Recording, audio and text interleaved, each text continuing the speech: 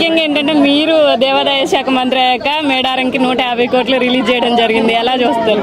చాలా హ్యాపీగా ఉందమ్మా. ఎందుకంటే రెండోసారి ఈసారి ఈ జాతర నా చేతుల మీద జరగడము.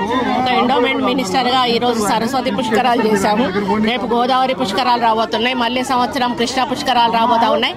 కాబట్టి ఈ పుష్కరాలన్నీ కూడా మా ప్రభుత్వంలో నేను ఎండోమెంట్ మినిస్టర్ గా ఉన్నప్పుడు చేసే అవకాశం రావడం అదృష్టంగా భావిస్తా ఉన్నాను. ఈసారి మేడారం జాతర కూడా చాలా పగడ్బందీగా ఎటువంటి ఇబ్బందులు భక్తులకు కలగకుండా అన్ని సౌకర్యాలు కూడా ఏర్పాటు చేయమని చెప్పి నిధుల విడుదల చేయడం జరిగింది. ఆల్రెడీ వాళ్ళకు వర్క్స్ కూడా ఆర్డర్ ఇవ్వడం జరిగింది.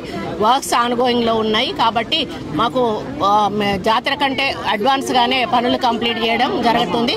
ప్రజలకు కూడా అన్ని సౌకర్యాలు కూడా కల్పించడం జరుగుతుంది. వాళ్ళందరూ కూడా క్షేమంగా వచ్చి లాభంగా పోయే విధంగా చర్యలు చేపట్టడం. అక్క మొన్న జరిగిన ఏదైతే వర్షాలు పడినప్పుడు ముంపు ప్రాంతాలు చాలా జరిగినాయి. అలానే ముఖ్యంగా ఏదైతే రోడ్లు పోతనగర్ కానివ్వండి, ఇక్కడ బట్టల బజార్ బ్రిడ్జ్ కానివ్వండి, కొన్ని అయితే చాలా డేంజరస్ గా ఉన్నాయి. నైట్ టైం వచ్చే వాళ్ళు అయితే ఇక వాళ్ళ ప్రాణాపాయం అని చెప్పారు. దాని మీద కొంచెం దృష్టి సారించగలరా? 100% అండి. మేము ఆల్రెడీ డిపిఆర్ ప్రిపేర్ చేస్తున్నాము. ఏదైతే ఉందో అండర్ గ్రౌండ్ డ్రైనేజ్ చేస్తే ఈ సమస్యలకు పరిష్కారం వచ్చే అవకాశం ఉంటుంది. ఆల్రెడీ దాని మీద సర్వే నడుస్తుంది. ఆ సర్వే నడిచినాక ఆ డిపిఆర్ కంప్లీట్ అయినాక ముఖ్యమంత్రి గారి దగ్గర తీసుకపోతే ఆల్రెడీ ఫండ్స్ రిలీజ్ అయి ఉన్నాయి. ఆయన ద్వారా శాంక్షన్ తీసుకొని ఆ ఫండ్స్ మేము ఆల్రెడీ వర్క్ మొదలు పెట్టడానికి అవకాశం ఉంటుంది. అంటే ఇది కొంచెం సమయం తీసుకుంటుంది. ఎందుకంటే మొత్తం సిటీ అంతా చేయాలి అది, కాబట్టి అది కొంచెం సమయం తీసుకుంటుంది. అప్పటి వరకు మాత్రం ఈ కొంచెం కొంచెం మధ్యలో వచ్చే ఇబ్బందులు బ్రిడ్జ్ అయితే చాలా డేంజరస్. కానీ ఈ మధ్యలో మనం ఏమి చేసే అవకాశం కూడా లేదు. కాబట్టి మనం ఏదైతుందో కంప్లీట్ గా అది ఆ యొక్క ఇబ్బంది రావద్దనే ఆలోచనతోటే మేము డిపిఆర్ ప్రిపేర్. వరంగల్ రూపురేఖలు మారబోతున్నాయి. ఏదైతే ఎయిర్పోర్ట్ కానివ్వండి, ఇదంతా చూసుకుంటే మీ హయాంలో మీరు ముఖ్యంగా మహిళలు మంత్రులుగా ఎమ్మెల్యేలుగా ఉన్నటువంటి వరంగల్ జిల్లా ఎక్కువ అధికంగా ఉన్నారు.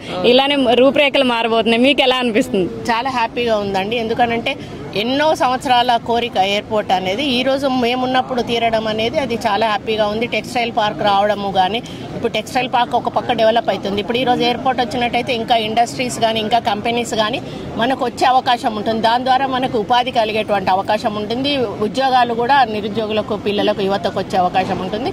ఇవన్నీ కూడా ఒక మంచి పరిణామాలని చెప్తారు. అసలు అభివృద్ధి జరగట్లేదు అసలు ఇక్కడ అని చెప్పేసి ప్రతిపక్షాలు చెప్తున్నాయి. దానికి ఏం చెప్తారు? వాళ్ళు ఏం చేయకుండా ఉన్నారు కాబట్టి మేము ఏం చేసినా వాళ్ళకి కనపడదు కాబట్టి వాళ్ళ మాటలు పెద్ద పట్టించుకోవాల్సిన అవసరం లేదు.